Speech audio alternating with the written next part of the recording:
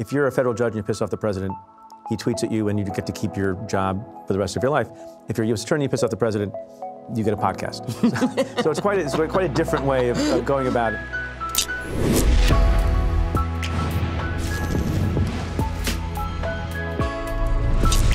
Hey, and welcome. This is the Ben Shapiro Show Sunday special. I'm super excited to welcome to the show former U.S. Attorney for the Southern District of New York, host of Stay Tuned with Preet, and the author of his new book, Doing Justice, Preet Bharara. Preet, thanks so much for stopping by, dude. Thanks for having me. I really appreciate it. The book You call me dude? I call a lot of people dude. Okay, all right. Don't take it personally. I am.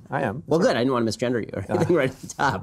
All right. Don't start right off the bat. It's like ease into that stuff. So the book is Doing Justice, a prosecutor's thoughts on crime, punishment, and the rule of law. And it really is first rate. For folks who only know you on the right from the big blow up with President Trump firing you or resigning you from the Southern District of New York. What's been your career path to get to now being a podcast star? So it's not the ordinary career. It's not the ordinary career path. But just one thing off the bat. Thanks for having me on. Thanks for mentioning the book. I don't know if you appreciate this because we move in different circles. But my book came out the same day your book did, and I was very excited when the New York Times bestseller. Like everyone loves the New York Times when it comes to the bestseller list, right? Whether you think it's fake news or not, or failing or not. And I was very excited to tell my family when it first came out, and I got first dibs at seeing it. This book debuted at number 4 on the nonfiction bestseller list.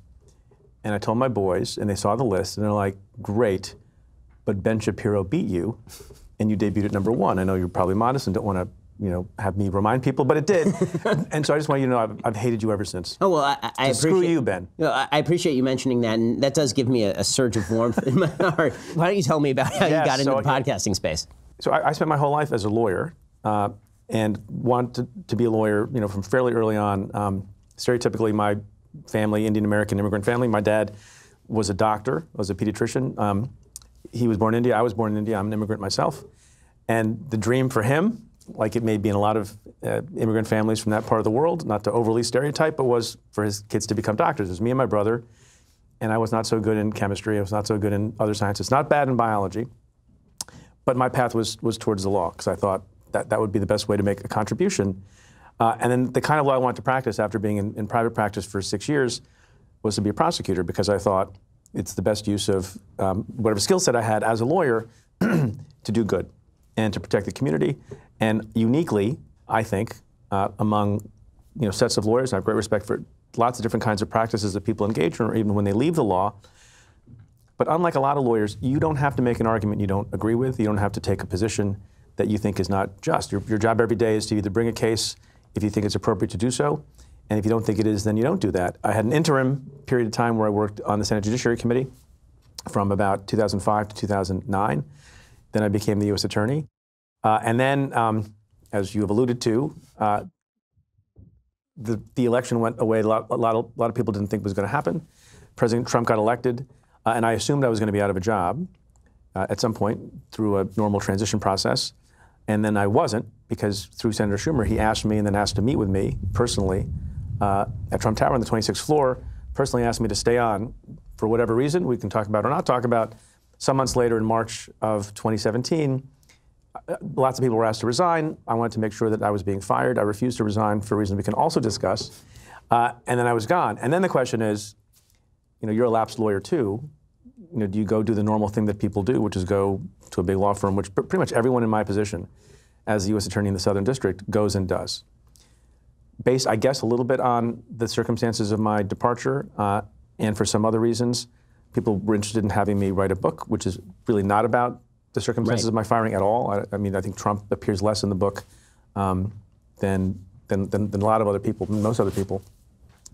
And I thought, I can take this period of time while I'm writing my book. I don't know how long it took you to write yours. It was, for me, it was really hard. And I didn't think I could do too much else while I was doing the book. And I thought my brother, it's good to have a brother, who was also a lapsed lawyer, and started this media company. And he had the possibility of being able to support a podcast. And this was around the time that it seemed to be clear that there was a constitutional requirement for people formerly in government to have a podcast. Right? Like, everyone has a podcast now. Like, lots of former federal prosecutors have podcasts now. Every time you look at a TV anchor, they also want to have a podcast. And I thought, how hard can it be? As you know, it's a lot harder than it looks. And I thought I could write the book and spend some time doing that, and also speaking around the circuit, around the country, about things that I care about, and also talk about issues I care about and have guests, and I found it to be a very rewarding thing. Bassem Youssef, who's this guy who you may know, who had been one of the leading comedians, although he's a doctor by training, in Egypt before the regime change.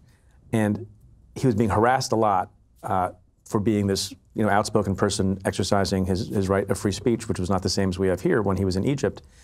And at one point he had even more followers than you. I think he had 30 to 35 million viewers a week to his comedy show. And he leaves, and then for a period of time he was doing a podcast with our company. And it occurred to me, to go back to your original question, why are you doing what you're doing? The arc of justice is long, but it bends towards podcasts, I think. It certainly bends towards social media fame. I mean, that's an obvious truth. But let's do some of the Trump stuff first, and then we can get to some of the deeper ideas in the book. Sure. Because that's obviously the headline. So so what exactly transpired between the time when President Trump talked to you and asked you to stay on, and the time when he asked everybody to resign, you among them? And so I don't know. It was an extraordinary thing to be asked to meet with the president-elect of the United States, particularly at that time. It was, I think, the call that he made to Senator Schumer came 8 days after the election, when presumably other things were going on, and he was still trying to figure out what his cabinet was going to look like.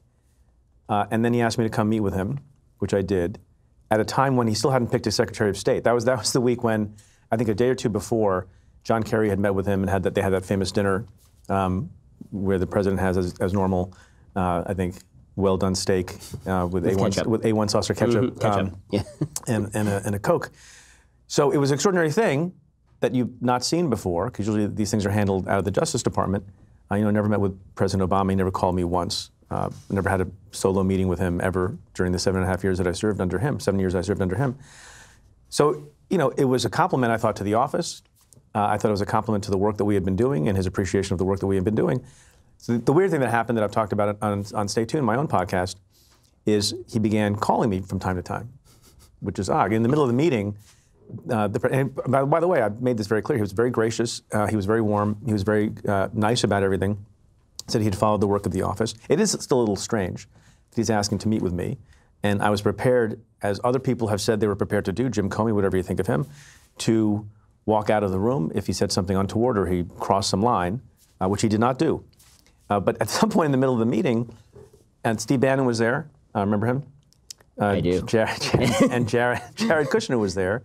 So the four of us, an odd group of four people, in retrospect, if you think about it, talking about the office.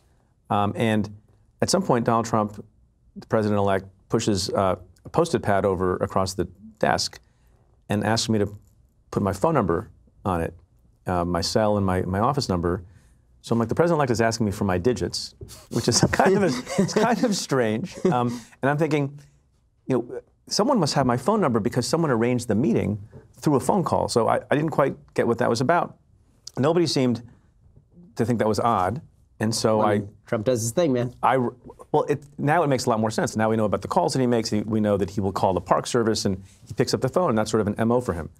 And maybe that's okay, and maybe that's more normal when you're talking about certain agencies of the government. You're talking about a private business. It's a little bit different to be on notice that, the president himself, soon to be the president himself, has a direct line and cell phone number of the sitting United States Attorney in the Southern District, who has, by the way, not for nothing, jurisdiction, and we see in hindsight that was used over things like the Trump Foundation, the Trump Organization, various properties, all sorts of things, business associates and business interests in New York, right? So I didn't think that much of it until a few weeks later in December. I was visiting Rikers Island. There's a whole chapter in the book about our trying to reform Rikers Island and the disaster that place is. So I was without my phone, and I come back and I find that the president-elect has called. So I was like, that's kind of odd. And it could be, just polite. It could be something else. And, when you're in my line of work and you're a trained lawyer, your spidey sense, tickles a little bit, and you want to make sure that you're not going to get yourself in trouble. And by the way, you want to make sure you're not going to get the other person in trouble. I mean, usually it's the case that when an elected official or a person who's about to take over some office of a political type is making a phone call to someone who's responsible for enforcement of the law, the person who's doing the bad thing, or who will look like they're doing the bad thing, or crossing some line, or maybe giving the appearance of impropriety, is the politician. It's usually not the, it's not the prosecutor, although it can be. So I talked about it with some people in my office, my top deputy. I notified the head of transition for the Department of Justice for Trump and let them know that this has happened. And we agreed that for various reasons, including that he wasn't yet the president, the last meeting had gone without incident and he hadn't mentioned anything, that I could call him back. But I made sure I had a pad and a pen in case something weird happened. And we shot the breeze. He's like, how's it going? How have you been? And people should be aware, by the way, I'd never met Donald Trump before we had that meeting at Trump Tower. I had no relationship with him, never corresponded with him, had never been in the same room with him as far as I know. So it's an interesting call. Made a note of it. I thought it was odd. I think, well, he's going to be busy going forward. You know, it's a big job. This is before I knew about executive time. And he called again 2 days before the inauguration. I'm thinking, you must have a lot of other things to do, including writing your inauguration speech. And again, he shot the breeze. He boasted about some things. And I thought, I hope this ends, and I hope he doesn't keep calling me because it's sort of awkward. And I made the notifications at the time as well. And I sort of put to the side the issue of what I would do if he actually called me when he was the President of the United States. And I also thought, well, it's not as much of an egregious violation, potentially, because there's no Attorney General to go through. And the ordinary protocol would be, for everyone's protection and for good appearance purposes, is if there's some reason for there to be a communication that's appropriate and not about a case and not saying, like, lay off somebody and not saying go after somebody, which would be inappropriate and potentially criminal. I'm not saying that was. You would try to route that through proper channels, you know, the Attorney General, the Deputy Attorney General, to talk to the local United States Attorney in Manhattan. Fast forward to March 9th of 2017, I was away from my desk, my assistant was gone for the day, and I got a message from the President's personal assistant, now he's the President of the United States, saying, would you please return the call of President Trump? So now I'm thinking this is a little bit different. This is the third phone call, he's now the President. There's no notice of it, we have no business together, the Attorney General is not looped in at all. There have been all sorts of reasons to be concerned, you know, from an appearance perspective of what it would look like if you have somebody who a lot of people thought should be investigated for various things, having direct, you know, off the record, behind the scenes, unprecedented conversations with the United States Attorney with jurisdiction in those places. So I paused. And I know it may seem odd to a lot of people, and I've had these arguments with folks, so it takes a little bit of length of time to explain. You know, ostensibly, he's your boss. You serve at the will of the President of the United States. He's the only reason why you've continued on for another term in your job. He asked you, he calls you, you call him back. It's the height of rudeness and obnoxiousness not to call him back. And I appreciate all this. And I wasn't trying to be rude, and I wasn't trying to be disrespectful. But you have to consider a couple of things. One, you know, I had a worry that I think has been borne out, at least from my perspective. Not everyone of your viewers and listeners will agree with this, that he does not tell the truth about interactions he's had with people. It turns out, I was never in the Situation Room with him. I'm not Omarosa, but it turns out like everyone who's had an interaction with Donald Trump, including his closest allies, like his personal lawyer and staff members, take some precaution and want to make sure that they create their own record of an interaction with the president. So I had that concern going on. I had the concern going on, even if it's an innocuous conversation for 5 or 10 minutes, and it later came out that the sitting president was talking to the local United States attorney with jurisdiction over various things. At the same time, the people were filing their emoluments clause, civil suit, and calling for investigation of other things, whether they have merit or not. If it later came out that Preet Bharara and Donald Trump were having these side conversations that are really not usual or typical at all, and there was no documentation of what the conversations were about, how's that going to look? Not just for me, how's it going to look for the president? It's not going to look very good. So we consulted with protocols and thought, well, in the absence of knowing what it's about, probably we shouldn't, I shouldn't speak to him. And what also is lost on a lot of folks who just say, you're a fired, disgruntled guy and you're obnoxious and rude not to return the call to the president. I called Jeff Sessions' office before I made a final decision, and he wasn't there, and I talked to his chief of staff, Jody Hunt, and I had a frank conversation with Jody Hunt. It was very clear to me that no one else at the Justice Department, no one in the Justice Department knew that the president was calling me or why he was calling me. And that's also weird and should, for a normal person, raise red flags.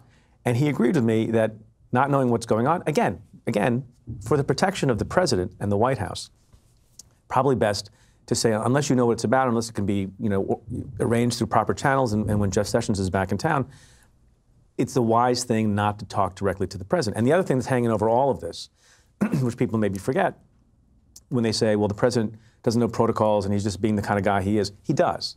And you know how you know he knows about protocols and why it's damaging and potentially disastrous for politicians and law enforcement people to talk offline when there's a pending case? Because he campaigned on that issue again and again and again at rally after rally after rally, ringing in my ears when he kept making the point that Loretta Lynch, sitting on an airplane on the tarmac at an airport, got a surprise visit from then former President Bill Clinton, whose wife, Hillary Clinton, was under investigation by the same Justice Department that Loretta Lynch was leading. And you know what? The earth exploded rhetorically and otherwise when they had their meeting and Donald Trump said, and a lot of people agree with this, it's not a completely unfair point. I think he overstated it a lot. And I believe in the integrity of Loretta Lynch. And I believe they would not have had an untoward conversation about the investigation. Donald Trump went to rally after rally after rally saying about a private offline conversation between Loretta Lynch and Bill Clinton. Obviously, that must have been a thing about Hillary Clinton. Obviously, that's a corrupt conversation, although no record exists of that conversation. And I'm thinking to myself, now the president is calling me, it's not quite the same situation, but it's pretty parallel. And I thought, you know what, for everyone's sake, don't return the call, even though I knew, at a minimum, that it was going to piss him off because he'd think it highly rude. And then 22 hours later, the phone call came in from the acting Deputy Attorney General asking me to resign and saying that he had been asked to call all of the holdover Obama U.S. attorneys and asking them to resign. So I said something that maybe seems I've gone on some length. You can interpose a question anytime you want. I said, not trying to sound obnoxious, but I'm like, are you sure that applies to me? Because I had that whole thing at Trump Tower, and he shook my hand and he said, can you stay another term? And to my understanding, nothing has changed. No circumstances had changed. Maybe the call was about that. I have no idea. So until I knew specifically, because I do think, whatever you think left or right, there's a decent amount of incompetence at the White House in rolling out new measures. Whatever you think of the Muslim ban, the travel ban from that 8th day in the presidency, they had not thought it out. Someone woke up and goes to a meeting and says, we're going to announce a travel ban, and nobody had thought about certain things like, well, what if you have a green card and you're on your way back to the country? What do you do with those people? Right. And they had to keep amending those plans. And so I also didn't want to resign a job that I loved dearly and I thought was going okay by accident, because that's kind of embarrassing. Hey kids, guess what? I resigned. I didn't need to, and that would be that. So I just wanted clarity that the person who asked me to stay, Donald Trump, personally, face to face, which ordinarily wouldn't happen. In the absence of that, I would have been on my way. But I wanted clarity that the person, given having been around the block, and I wanted just the record to be clear. The person who asked me to stay invited me into his office and looked me in the eye and said, implored me to stay, that he wanted me gone. And if he wanted me gone, I'll go. It took 24 hours, to get that clear statement, and then I went. So in a second, I want to ask you about whether you believe that President Trump's behavior here is an exhibition of corruptness, or is it just an exhibition of he doesn't know what he's doing? You referred to that briefly, but I want to get a little more clarity on that in just 1 second. Yeah. But first, if you're worried about government failures, market instabilities, a lot of folks are rushing to bonds. Some people are walking to precious metals. Maybe you should be considering things like Bitcoin. Well, what is Bitcoin? Bitcoin is just a limited resource that can't really be devalued by central governments because blockchain protects it from devaluation. Recently, Bitcoin prices rose after China devalued its currency and markets tanked. As I once said, Bitcoin can be a hedge against government failure. We can now see how this could become a real alternative to gold. For me, the place to trade crypto is eToro. Here's why. eToro is smart crypto trading made easy. eToro's social trading platform has over 11 million active traders and facilitates over $1 trillion in trading volume per year globally. You can access the world's best cryptocurrencies. They've got 15 different coins available. They've got low and transparent fees. They've got advanced charting features for smart strategy building. And most important, you can try before you trade. They'll give you a virtual portfolio with a $100,000 budget so you can see how the whole thing works. Never miss a trading trend with charts, pricing, alerts, social feeds. Sign up today at etoro.com/Shapiro. That's etoro.com/Shapiro, etoro.com/Shapiro. Any opinions expressed do not constitute investment advice. So one of the things that I've experienced, just as a person who's watching both the Obama administration and the Trump administration from the outside, is a feeling that these are obviously administrations that operate incredibly differently. People will say things to me like, well, if Obama had said X and Trump says this, then you would have been up in arms. And sometimes I think that's true because, Barack Obama was a much more serious human being than Donald Trump, meaning that Barack Obama was a person who actually considered through the things that he said, and then when he said them, he usually meant them, whereas Donald Trump is a person who has impulses, and then he just speaks the impulse, and then the impulse sometimes doesn't mean anything at all, and sometimes it's just him sounding off. And so, coming from the legal world, not nearly to the same extent that you are, but I am a lawyer, I understand that the focus on protocol. I understand everything that you're saying about the weirdness of a person breaking protocol and that looking suspicious and creating the appearance of suspicion. Do you think that actually this is attributable, Trump's behavior here, was attributable to actual corruption, or do you think that or attempted corruption, or do you think that it's attributable to the fact that he literally does not know what he was doing, especially at the beginning of his job, but even now he violates protocol on a regular basis? So I think it's actually a complicated question, because those things are not necessarily mutually exclusive, right?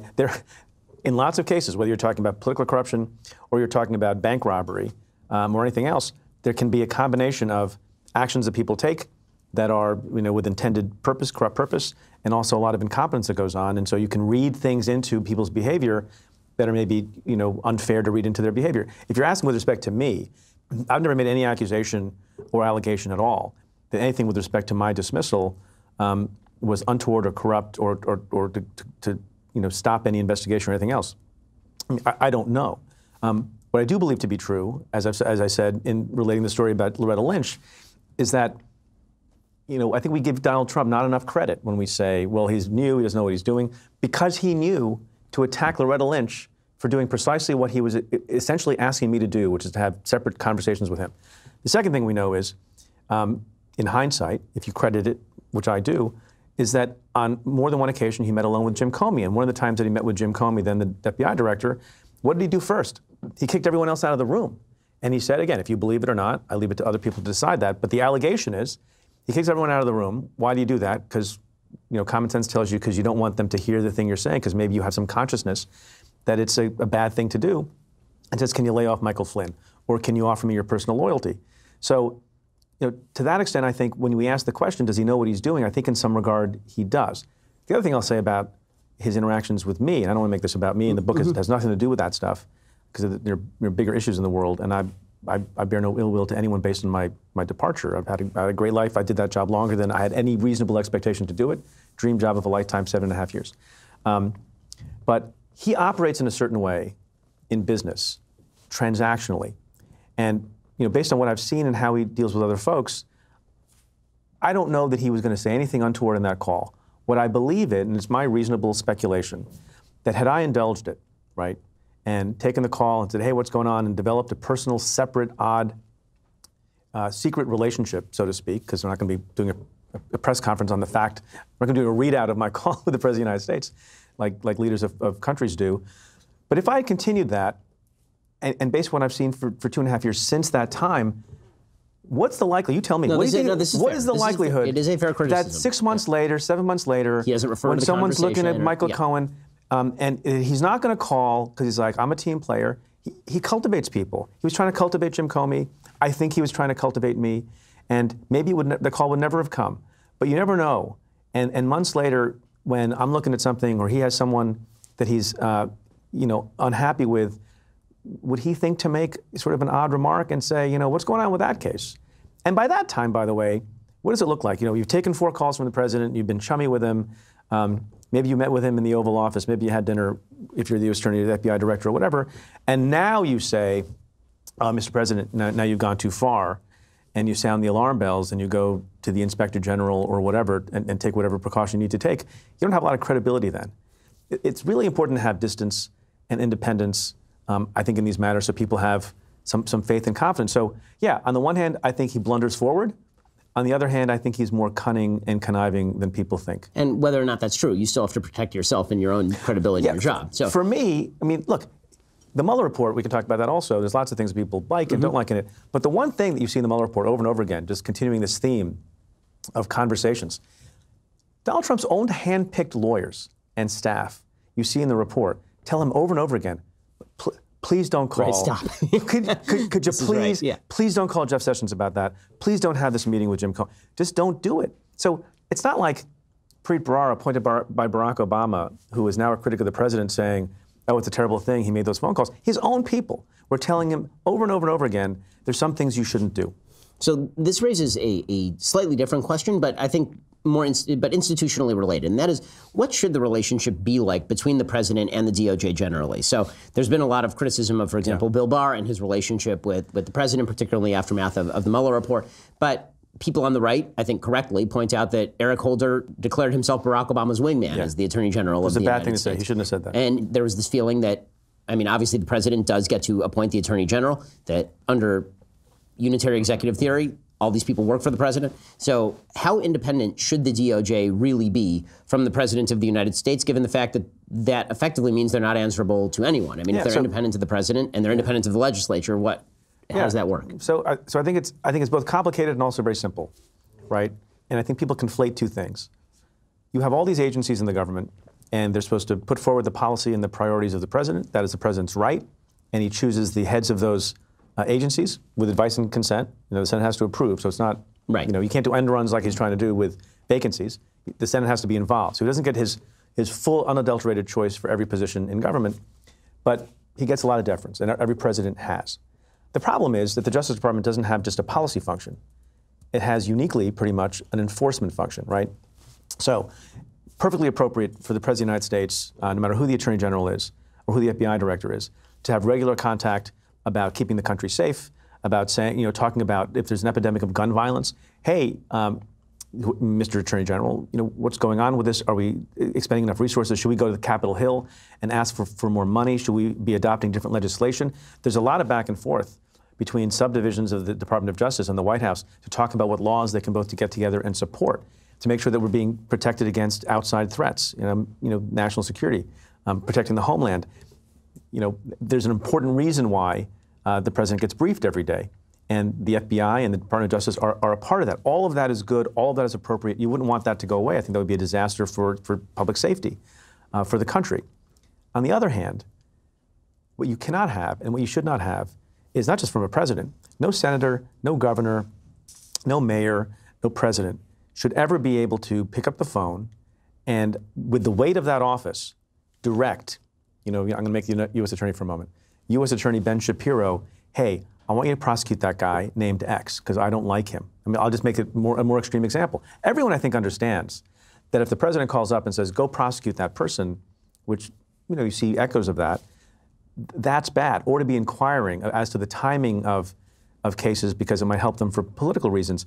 Or to say to lay off somebody. Listen, can you see your way clear, like you did with Michael Flynn, which whether or not that's an indictable offense of obstruction, I don't know anybody who thinks that's okay and that's a good thing to do, and certainly puts him in a bad light. So there's a separation between sort of policy and resources and overall, rowing in the same direction. If a president decides that he thinks that his Department of Justice should be, I think, more aggressive on opioid enforcement, great. If the President of the United States says, hey, you know what? There's an actor in Hollywood that I don't like very much, think about whether or not you can do a raid on that person's house. He's driving me crazy. Can you go raid Alec Baldwin's house? We want to increase drug enforcement. That guy looks like he's on drugs when he's on SNL. I'm making all this up. Please no letters. Go raid his home. Everyone understands that the first thing is okay, increasing enforcement priorities, and the second thing is absolutely not. And there's some gray, I guess, in the middle of those two things, but not that much. And that's where the violations take place. So that raises a slightly separate question, which is, as a prosecutor, how do you decide which crimes to prosecute? And this goes more to the theme of your book, because obviously, what comes to mind in the sort of Trumpian context is there were statements that were made upon the election of New York's Attorney General Letitia James, where she was stating that her first priority was to go after the Trump organization, or it was a high priority to go after to investigate the Trump organization. Yeah. And I thought to myself, well, shouldn't you actually just be uncovering like the crime and then figure out exactly who it is that you're targeting? Yeah. How do you make the decision? What is a case worth targeting? And are you targeting the case, or are you targeting somebody who you suspect of criminality? So it depends on the circumstance, but generally speaking, and in the vast majority of cases, prosecutors are supposed to be investigators that they work with are supposed to be looking at crimes. So some guy is dead on the street, there appears to be a bullet hole, you investigate because a crime, it seems, has been committed. who has committed the crime. I mean, if it was on Fifth Avenue, it was President Trump, and no one cares. Yeah, it's totally fine, and he gets away with it, right? Thanks for reminding us about that, Ben. Or, again, a more complicated situation, which we encountered all the time. Out of the blue, the CEO of a company, a financial institution, resigns, and there's suddenly a restatement of earnings. Tremendously huge change from before. That raises red flags. Probably, folks in my office would jump on it immediately and start issuing subpoenas or making some phone calls to see if a crime has been committed, and if so, what crime and who was responsible for those things. That's all well and good. There's and so when people say you should be targeting the crime, not a person, that is generally correct. But there's an area where that's actually not fully true, that people, I think, respect and appreciate and would support, and that is with organized crime. We had a much bigger organized crime problem in America than we've had recently, although they're still out there. We were still doing mob cases, including traditional La Cosa Nostra Italian mafia cases. Once upon a time, in New York at least, there was a separate squad for each of the 5 traditional Italian mob families. We don't have 5 anymore, but they're still agents who work every day on trying to combat the crimes they're committing. Now, in that circumstance, because there has been evidence over time gathered by law enforcement that particular people, identified people, who were members and associates and took an oath of omerta and everything else within families, there's a targeting of them. In fact, I didn't explore this so much in the book because I ran out of space. But that presents actually an interesting question as to the principle, right? Do you look at a crime and see who committed it? Or is it appropriate in certain circumstances, like with the mob, if you're going to make any effort that's going to be successful, to get rid of them and to stop their bad conduct and their harassment of people and their terrorizing of people in their communities? You sometimes, so long as you have evidence that there's reason to believe that it is in fact a racketeering enterprise, then like they did during Prohibition, you look at the person, and then you start following them, and you do surveillance of them, and you find out who their associates are, and you have the people, one of whom I describe in the book, Kenny McCabe, one of the best mob investigators, detectives of all time. First arrest, I think, of John Gotti was done by Kenny McCabe. He's the guy that you sometimes see in movies who would go to the funerals and he would go to the weddings and the christenings and take pictures of people to show the association. So just to be fully frank, there are those limited circumstances in which, based on good faith understanding of criminal activity and a criminal enterprise, you do target the person. Like John Gotti was targeted by law enforcement based on his identity and belief that he was involved in things, not just somebody that John Gotti didn't like winds up dead. Did John Gotti do it? It's both of those things. So I think a lot of critics on the right who look at, for example, the Mueller report and the Mueller investigation, what they would say is that this was, Andy McCarthy has suggested this. Andy McCarthy, by the way, was I don't know if you know this, who I disagree with on a lot of things in our old age.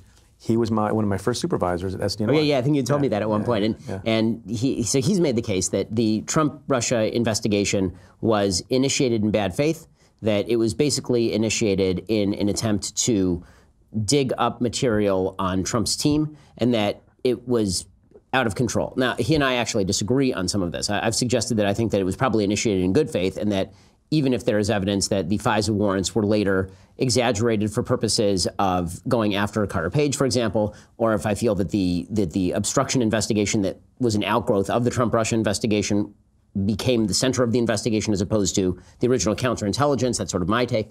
But the overall right-wing critique is that this was an attempt to go after Trump on a personal level, not an attempt to go after a particular crime. And that the obstruction and the focus on obstruction is in effect a secondary crime. It was Trump, if it was a crime at all, that it was an attempt by Trump to kick back against the lack of presence of an original nexus of crime, meaning that the first half of the Mueller report is all about Trump-Russia. There's no real allegation in that half of the report that criminal activity took place. There's a lot of ugly activity and stuff you wouldn't like, but there's no. I think just more precisely, there was a conclusion. There was insufficient evidence to say that the crime had been established. Right. Right. Which is not really a prosecutorial standard, right? I mean, it is in the sense that. It doesn't exonerate Trump, but the question wasn't. No, but it sort of does. Prosecutors don't exonerate people. No, right? but by implication, he actually sort of is exonerated in the criminal law sense, right? Of the crimes that are being investigated in Volume 1, and we know that by implication. Why? because in volume 2, he says, we're not exonerating you. So if you didn't say it in 1, in principle of construction from law school, if you can say exonerated in 2, and you didn't say the same thing in 1, essentially criminally exonerated, which does not mean it's excused or it's wonderful behavior and people should be proud of it. With respect to your question about the origins, I tend to agree with you. I think it was done in good faith because it doesn't make a lot of sense to me that people who I think you don't have any great reason to suspect their motives would be going after the president for the sole reason of going after the president. And we have, I think, an Inspector General report and others that are looking at the origins of the investigation. So I want to prejudge that, and we can talk about that again when that comes out. Yeah, so I don't know that holds a lot of water. What do you make of the final outcome of the Mueller report? But I will say, just further to your point, Bob Mueller himself, I don't think anybody has any basis to say that he was in it to sort of somehow destroy or demolish Trump. And I say that for a few reasons. One, it's not the character of the person that I've known pretty well for a long time. Number two, I think in a lot of ways he bent over backward. I mean, look, a different special counsel, a lot of people are upset who are Trump supporters with Bob Mueller, but a different special counsel, a Ken Starr, for example, would have written a completely different, I think, I'm not saying him in particular, but a Ken Starr-like person, or even Jim Comey for that matter, and any one of a number of other people who, if they wanted to, could have massively hurt Donald Trump in a way that a lot of Trump opponents wished for, prayed for, and craved. And he didn't do that, right? So it's an odd argument for people to say that the leader of the special counsel's office was really out to get Trump and all these angry Democrats. And yet at the end of the day, he didn't harm him in the way that people wanted, because I think he held back.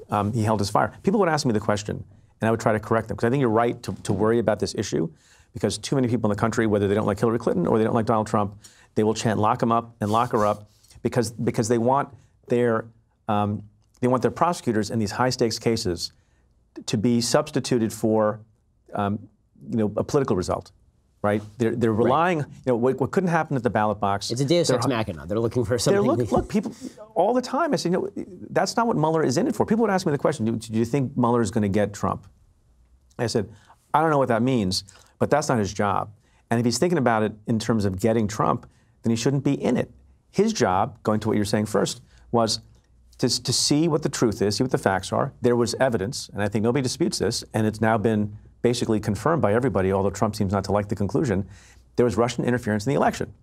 That's like the dead body with the bullet in it. Who did something about it? Was it an accident? Was it self-inflicted? Let's find out what the facts are. And that's how I think about, in some ways, the origin of the investigation. There was this interference. It was really bad. Who's responsible for it? In Russia, which country did it? And if it's Russia, which people in Russia did it? And, God forbid, were there any Americans involved? And among all the Americans in the country, the subset of people who were working on the Trump campaign, did they have anything to do with it? And we'll see. People would ask me, when do you think Mueller's going to be done? Do you think he has a timetable? And I would say, this is early on, I would say, I have no idea. And B, I hope he has no idea. Because if he does, then he's prejudging something. And people would ask me, I did a lot of high-profile investigations, some of which I talk about in the book. Nothing on the scale of investigating, a presidential candidate like Hillary Clinton or Donald Trump. But my office investigated the mayor of the city of New York, Democrat, the governor of the state of New York, Democrat, the speaker of the New York State Assembly, Democrat, and the Senate Majority Leader in New York, Republican. Right? We went after everybody, prosecuted more Democrats than Republicans over my tenure. 2 of them got indicted and went to prison, and two of them didn't. And in all of those circumstances, the job is not to go after somebody. The job is to see what the evidence shows and then follow the facts where they may lead. And that's it. And people would ask me all the time, when are you going to be done? When are you going to be done? And they would predict that there was going to be an indictment or not. And you don't know. And as I recite in the book, I have many sections on just the whole sort of exciting business of investigating something. And there are times in investigations, including one we did of the Speaker of the New York State Assembly, Sheldon Silver, where early in the investigation, my team would come across some great evidence. They would come and they would talk about this evidence, and they would sort of make us think that the likelihood of charging this long-time, essentially, ultimately we were able to prove, corrupt party boss, Democratic Party boss in New York, the likelihood of charging him was growing. And then you would realize, I think we overstated the value of that evidence, because we talked to some other people, and this is the process of coming to any conclusion about anything at all. And I presume that the Mueller team did something like this. And then later, some other evidence doesn't seem that important. And then it grows in value because you finally find a witness to corroborate what that person is saying. And ultimately, you sometimes build a case, you sometimes don't. But you never prejudge. And I don't have a basis for thinking, notwithstanding some evidence to the contrary. The bulk of evidence, I think, suggests that it began in good faith and it continued in good faith. And what do you make of the second half of the report? Because that's where, obviously, all of the fire has been focused, is on the obstruction half of the report. And I will say that I do agree with the critique that it's very bizarre to release a full 200-page report about all the things that somebody does wrong, explicitly acknowledging from the very beginning that you have no capacity to recommend indictment or not. It's almost a parallel situation when James Comey came out and proceeded to read Hillary Clinton the Riot Act and then explain why he wasn't prosecuting. Well, he got fired for that. Remember, that's the reason Jim Comey got fired, because he didn't treat Hillary Clinton well. Right, purportedly, yes, of course. Yes, of course, because Donald Trump was deeply affected. It's very confusing. My head starts spinning sometimes. Yeah, exactly. But there were some of us who were critical of Comey at the time for saying, like, you don't get to spell out all the reasons why you think somebody did all this bad stuff and then say, and we're not prosecuting, because you're not prosecuting. Like, the prosecutor's job is to either prosecute or not prosecute. So that I talk about at some length in the book, this principle that you have a binary choice as a prosecutor. As an ordinary prosecutor, you have a binary choice. You charge, you don't charge. And you can judge the actions of the prosecutor and the law enforcement investigative agency, NYPD, FBI, DEA, whatever, when they bring a case. And then the Ben Shapiros of the world and the Preet Bhararas of the world can, in their leisurely way, pick at it. Because there's a public document, there's a public proceeding, there is a judge, there's an adversary. You know, under the Constitution, you're required to provide counsel if the defendant can't afford it. And everyone can make their arguments, whether they're lawyers or not, and they can go on television, and they can write columns, and they can say. And then you can also make a judgment if the jury rejects the prosecution's case and acquits the defendant, more basis for saying it was an overreach. And everyone can have, I think, a pretty, thoughtful, intelligent discussion about whether that case was fairly broad or not. The problem is, sometimes you don't bring the case. And in circumstances where you don't bring the case, but everyone knew you were looking at the case, like happened with some high-profile people in my state that we were looking at, then there are a lot of questions, because you can't judge it in the same way. And because the prosecutor's hands are tied and their lips should be sealed, right, you haven't seen the grand jury material. So there's a person, money has been paid or a hotel has been built, and people think, well, how did that person get favored treatment if it's a public corruption case? Or in other cases that are very fraught these days, there's a cop, he shoots turns out to be an unarmed young African-American kid, and how could that happen? A crime must have been committed. Why did you not charge? And then what creeps into the minds of ordinary good faith citizens is, was there something at play here? Was it politics? Was it incompetence? Was it racism? Was it because Trump wanted this or Trump wanted that? And then you worry about those cases. But the problem for the prosecutor is, when you decide to decline, not bring a case, there is an impulse. And clearly Jim Comey, who I once upon a time worked for, and I have respect for, and I think he tells the truth, even though he's made mistakes. He was on the horns of a dilemma, not the way he describes a dilemma, but it was, in his mind, for good faith reasons, Hillary Clinton should not have been charged, based on how other similarly situated people have been treated under that particular statute over time. And I get this, because I had the same, trust me, I've gotten a lot of criticism for cases that I brought and for cases that I didn't bring.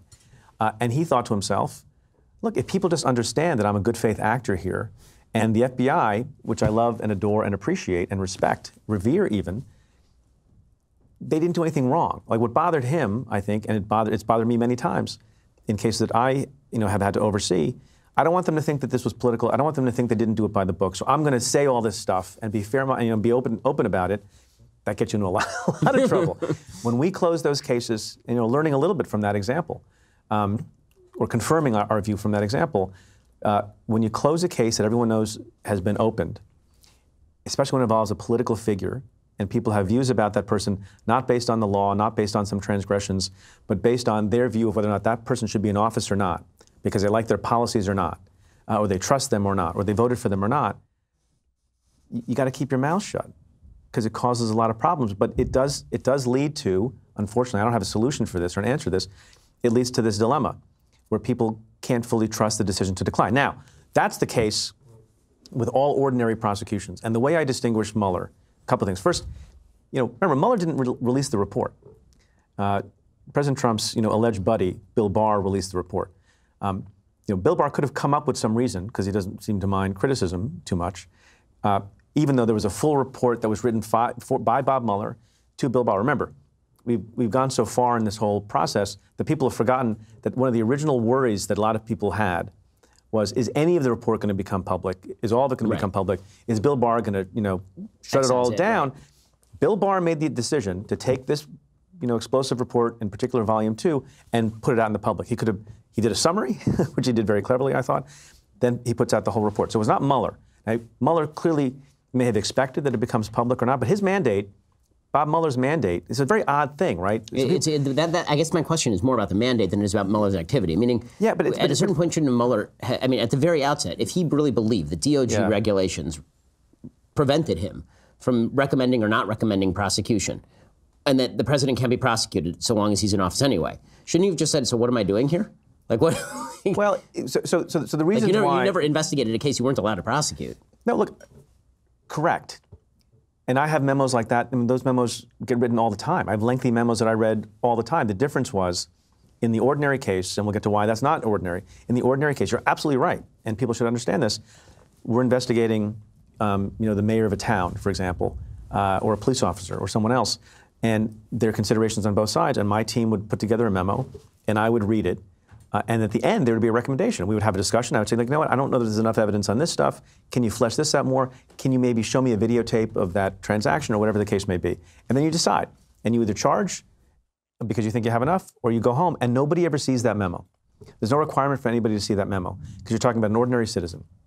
And if the prosecutor can't do anything about that person, then that's the end. Although there are some circumstances in which you think the prosecutor can maybe refer that person for disciplinary action or something else. This is a little bit like that. So because the president, uniquely among all human beings in the United States of America, is not, according to the OLC opinions, right, that I'm sure your listeners are now familiar with, is not subject to being criminally charged while still in office. But the principle still remains that no one is above the law, right, that there has to be some accountability.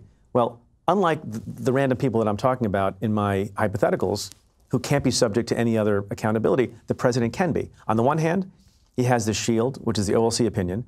On the other hand, he has to face the sword of potential impeachment. And so that's why a lot of people, myself included, although I think the language is more abstruse than it needed to be, in Volume 2, Bob Mueller seemed to be saying, although he doesn't say it forthrightly, and this is, I agree with you on the weirdness of it, and it's totally bizarre on this score, but if he had written it differently, and if he had said, I think we maybe have less of a debate, he said, look, we cannot charge the president for these reasons, because the OLC has found that to be unconstitutional to charge a sitting president. However, and he alludes to this, but he doesn't say it quite this way. However, we have uncovered serious misconduct. We have uncovered all sorts of the things that happened with respect to obstruction. We cannot say that a crime has not been committed. We cannot exonerate the president. There is another body. It's called Congress. No, I mean, it's pretty clear that's what he was doing. Yeah, I mean, it was a roadmap for possible impeachment. But I guess just going back to your original question, which is a good one and a fair one, if he had said those things explicitly, would you still have the same argument that he should have shut down on day one, because what the hell is he doing? I mean, yes, because, again, he's in the executive branch, meaning the Congress does have its own investigative tools, and having the DOJ under the unitary executive theory presiding over you have Trump who's presiding over the DOJ, having the DOJ investigate the president on behalf of Congress is a very weird situation. I mean, usually the DOJ is investigating on behalf of the DOJ. It's not investigating on behalf of a legislative body with its own separate and unique capacity to investigate. And if you want to investigate President Trump for a crime he commits while in office, well, again, he's subject to impeachment. That's what Congress is for. And if you want to wait until afterward, then you can prosecute him afterward for any investigation. Yeah, but it didn't. I understand the point. But the problem is, this was not a discrete thing about whether or not Donald Trump shot someone on Fifth Avenue, and there are no other actors, no other participants, and you could make, in that circumstance, I think you have a more valid point, right? They're like, well, what the hell are we going to do here? Because we can't charge the president. We're not going to do this as a proxy for Congress or someone else. And I kind of get that. Because you know at the outset, the only thing we're going to uncover is culpability on the part of the president or not. And that's it. And it's a contained universe, right? This was not that. This was the farthest thing from a contained universe. There's millions of things they're looking at. There's lots and lots of people, both on the Russia side and on the obstruction side. There's lots of people who might have been implicated. There's lots of people who have been charged. And in the course of doing this investigation, not of the president, I think it's not the right way to look at it. In the course of doing this very broad, I think appropriate investigation that began, I believe, in good faith about interference in our election, and looking at all sorts of people, including Roger Stone and everyone else, and in the course of looking at all this stuff, which we write about in Volume 1 and in Volume 2, some of the stuff relates to the president. And it would be kind of an awkward thing to close your eyes to what the president was doing while you're trying to tell the story and figure out all the things that are going on. And then secondly, once you have all this information and you've gained all this evidence, to write a report that you're supposed to give to the Attorney General talking about everybody except the president on the basis that at the end of the day you can't charge the president. You know what I mean? Like, all these things are so intertwined inextricably that I get your point, but it would be an awkward thing to do in practice. So in a second, I want to ask you about your record as prosecutor. I want to talk about your actual book. All right. But first, let's talk about all of your data. Your data may be exposed. You may not even know that your data is exposed. I didn't know my data was exposed until somebody hacked my credit card and proceeded to buy NFL tickets. Well, that's why I started using ExpressVPN. ExpressVPN is an app I use to stay secure online. Why should you care about encrypting your data? Well, it's often easy for a hacker to bypass Wi-Fi security and steal your information by exploiting flaws like crack. That's crack with a K in case you want to Google it. It's hard to know whether your device or network is vulnerable, and if you ever use Wi-Fi or a hotel or a shopping mall, you're sending data over an open network, meaning no encryption at all. The best way to ensure that all of your data is encrypted and can't be read by hackers is to use ExpressVPN. All you need to do is download the ExpressVPN app on your computer or smartphone. Tap one button to secure 100% of your network data, and then just use the internet the way you normally would. ExpressVPN is incredibly reliable. It's the fastest VPN service I've tried. They're also rated the world's #1 VPN provider by review sites like TechRadar and CNET. There's a reason I use ExpressVPN. I want to be protected. So if you want the best in online security and privacy protection, head on over to expressvpn.com/Ben for 3 extra months free with a 1-year package. Again, that's expressvpn.com/Ben to get started. Okay, so let's talk about your actual record as a prosecutor. So you were an incredibly famous, high-powered prosecutor. There's rumors that the Paul Giamatti character in Billions is based on you. Do you know if that's true, by the way? What? There's a very fine Indian-American actor, Paul Giamatti, who, for a lot of reasons, both professional and personal, I don't think there's a lot of resemblance between Paul Giamatti and if you've watched the show, people, you're more honest than Paul Giamatti is in the show. My home life is different from his home life. Very, very different. But you were obviously very high-powered, and you brought a lot of high-profile cases. A lot of those high-profile cases, I mean, the one put you on the cover of Time magazine was an insider trading case. What was your theory of prosecuting insider trading? How much evidence did you feel that you required in order to prosecute an insider trading case? And also, generally, people have tremendous suspicion of Wall Street. How prominent is insider trading? I mean, if you watch Billions, it's that they're going poisoning chickens. But right. So today, I don't keep so many tabs. I think it's gone down, at least a certain kind of insider trading.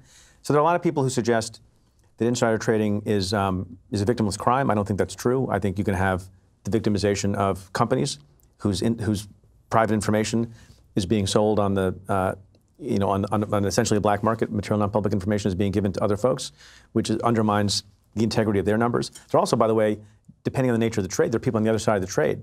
You're making the trade based on inside information that the merger is going to happen or the merger is not going to happen, and there's someone on the other side of that who's the sucker in that. And then overall, I think it diminishes people's respect, for the market. Look, one thing that Donald Trump has said that is correct, a couple things he said correct that bears on this. There is a swamp. I just don't think he's draining it. And a lot of the system, in a lot of ways, is rigged.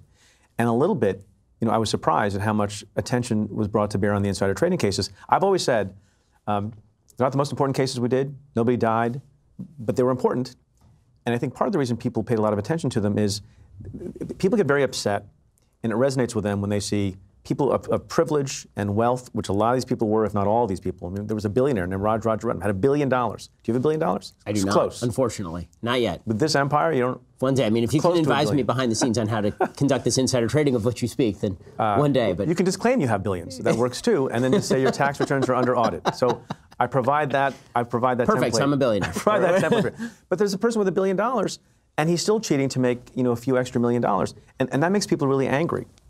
With respect to what kinds of proof you need, to the extent people have said that it's sort of murky and the rules are unclear, In the criminal system, I think it's very important to make sure that your cases are clear. You have clear proof of intent. You have clear proof of the trades that you're saying were illicitly done, and that you have essentially smoking gun proof of those things. And there are a lot of insider trading cases that couldn't be brought. I mean, in the build-up to some of these cases we were bringing, because word got out that things were going on for reasons that are not good. Without reading the complaints and without reading the indictment, some people thought, well, you're sort of overreaching. Preet Bharara's U.S. Attorney's Office is going too far, and they're going after the gray area. I don't think if you look at any of the cases we brought, and we brought scores and scores of cases, it was often really clear common sense evidence, right? Because remember, and this is sort of parallel to some of the things we've been talking about with the Mueller investigation and arguments made on behalf of the president. You see a dead body in the street, bullet in the heart, and if you can quickly rule out that the person didn't, die by suicide, then it's almost certainly a homicide, unless it's self-defense. But you pretty much ruled everything out. So you know a crime has been committed, because you're not supposed to shoot people on the street. But lots and lots of criminal activity consists of acts that are by themselves completely lawful. Not only completely lawful, but part of the obligation of the actor. So for example, it is part of the obligation of a sitting legislator to vote.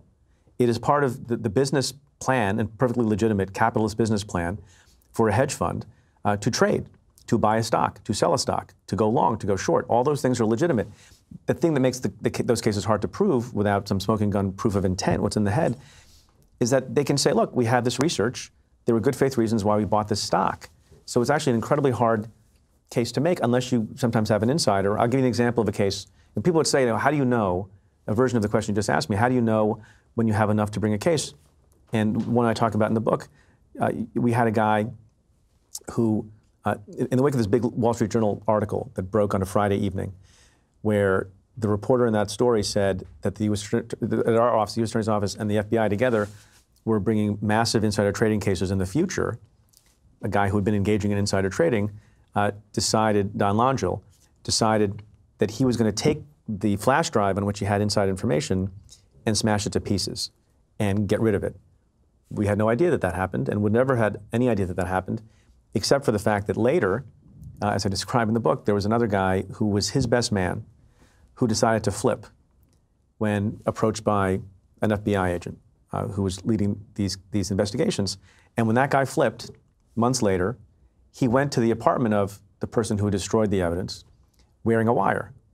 And the other person trusted him, shouldn't have, and basically got him to confess that on the night the Wall Street Journal article came out, he took his flash drive, he bashed it to pieces with pliers, he walked out of his apartment at, I think, midnight or 1 o'clock in the morning in New York City, found multiple garbage trucks who were in the streets, and deposited the remains of various bits of the flash drive in those garbage trucks. We indicted that guy. And we were able to secure a guilty plea from him because of this other. So that's the kind of evidence, not always so clear. In the absence of having a wiretap, in the absence of having something, more direct, you need stuff like that. And we also, by the way, wasn't my idea. People before my time pioneered the idea of doing wiretap, using the tool of the wiretap to do insider trading investigations as well. That gives you the kind of evidence you need too. And is it really all that common? Because if you watch I think it was pretty common. I said it was rampant at the time and got a lot of attention. I can't remember the exact number. I think we brought over 100 cases. And I thought we were only touching the tip of the iceberg, because I think there had not been a lot of enforcement. I think there was a generation of insider trading enforcement under Rudy Giuliani, many, many years earlier. And then there was this that, again, began before I got there, but then we continued and expanded our investigations and prosecutions. Yeah, well, look, it's common sense. When people are around the opportunity to engage in that kind of conduct, right? They're privy to inside information. There's not a lot of policing of the conveyance of that inside information, and people don't think there's been enforcement actions either by the SEC or by prosecutors' offices. They engage in the behavior because there's no punishment. And so I like to think, that enforcement, especially when you're talking about people who are privileged and smart and can do a legitimate cost-benefit analysis, it brings the conduct down. On sort of a policy level, as a prosecutor, what do you do when the law is just a law you don't like? You saw this with President Obama in DACA, for example, just saying, I don't want to prosecute illegal immigration crimes for dreamers. There are a lot of libertarians out there who are looking at insider trading laws, as you suggest, and they're saying, okay, well, now you just have freer flow of information to the market. The market now prices in a bunch of information that was going to get priced in anyway. It's just priced in sooner. So let's say that you are a prosecutor, you don't like that law. What do you think the obligation is to prosecute violations of laws that you find foolhardy? So I don't think that's up to individual sort of line prosecutors to make as a general matter. You should not go into that job unless you have a generalized comfort with enforcing the laws, within proper discretion and with respect to what justice requires. And I have a whole chapter on this also, right? That does not mean that with respect to every case and every law and every statute, no matter how broadly written and how unenforced up to that time, that means you do everything possible that a prosecutor is capable of doing legitimately. And I say, and I think this is true, if every prosecutor did everything they could possibly do and throw the book at everyone they could possibly do it at and had infinite resources, we'd be living in a hellscape. And lots and lots and lots of people would be, you think mass incarceration is a problem now, it'd be multiple times worse. So you have to pick and choose. So I'm one of the few commentators in America who doesn't actually think mass incarceration is a giant problem. So okay, well, for another day, perhaps. Yeah, exactly. And I'm a prosecutor, and I do. But I had the luxury being in the federal system, where we had a lot of resources, and we could pick and choose our cases, and we could decide what our priorities were. In some ways, we had more resources than your average DA's office. In some ways, we had less. We had the resources of the FBI. But we didn't have as many people as, for example, the Manhattan DA's office. There were more assistant district attorneys in the city of New York, by far, than there were assistant U.S. attorneys in the federal system. And we tried to pick off the big fish. So you decide to pursue what you think is in the interest of justice based on the resources you have and the threats to the public. So, for example, on the issue of organized crime, we talked about that. As enforcement actions started to yield some success, and the mafia problem began to become a little bit less, and fewer bodies were turning up in the Hudson River, you could reduce resources. You could have fewer people working dedicated to that. And I was one of the people who was dedicated to that when I was a line prosecutor back in the early 2000s. So you can reduce that assignment. You can reduce that at the FBI. The thing that was coming up at the time that I became the U.S. attorney was cybercrime. Not that many people were expert in it. Not that many people knew how to prosecute it. Not that many people had, I think, the technological expertise. And the amount of resources that were expended on that. And by the way, those laws have been on the books for a long time. It's just that you've started to see a much greater, much greater bad actions by nation states, by Lulzek and these other, the hacktivists, as they call them, and other people are just trying to make a buck by stealing money out of your bank account from a laptop in Latvia. So you decide how you're going to balance your resources. You got the mob problem. You've got a cyber, epidemic going on around the world. We'll do a little less here. We'll do a little bit more here. That means that maybe some crimes you're not prosecuting. People understand it when you talk about it in that way, right? It's like any business person has to make a decision of allocation of resources, right? It's a market-based analysis. I'll give you another area that's less easy to sort of understand. It's more controversial because it goes to the immigration debate.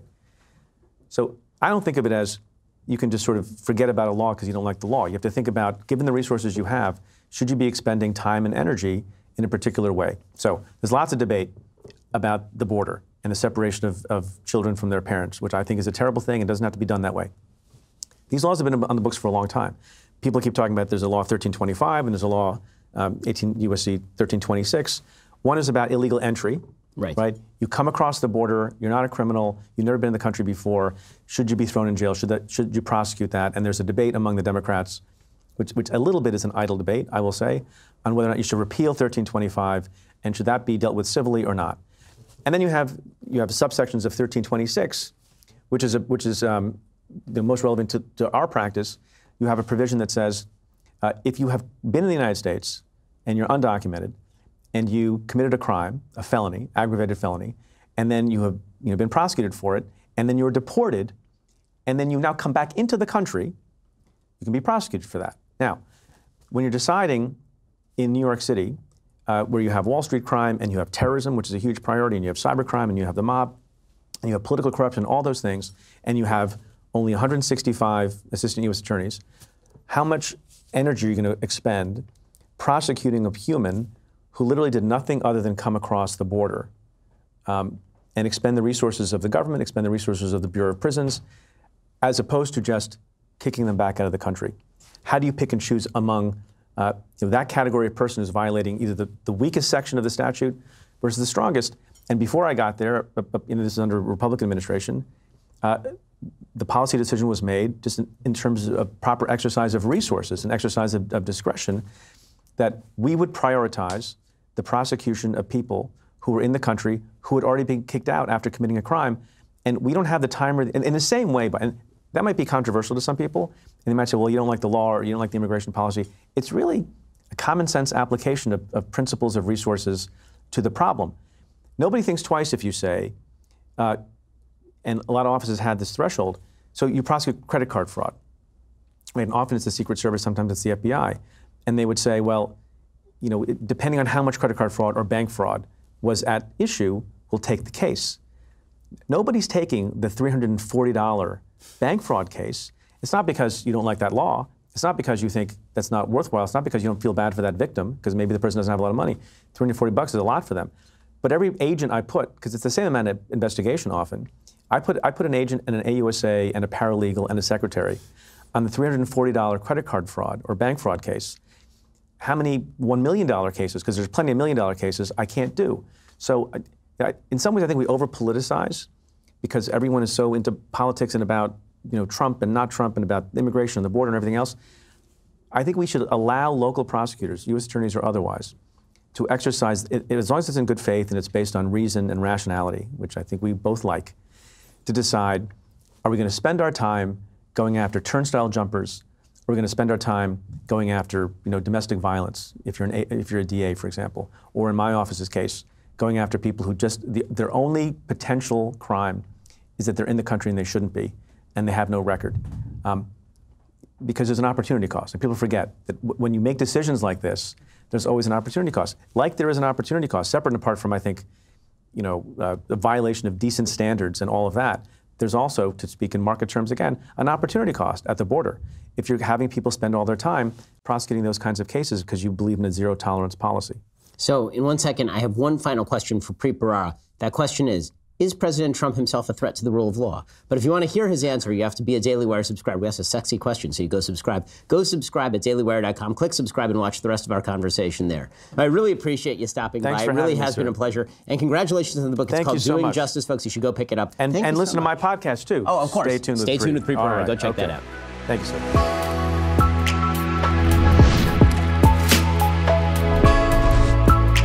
The Ben Shapiro Show Sunday Special is directed by Mathis Glover and produced by Jonathan Hay. Executive producer, Jeremy Boring. Associate producer, Colton Haas.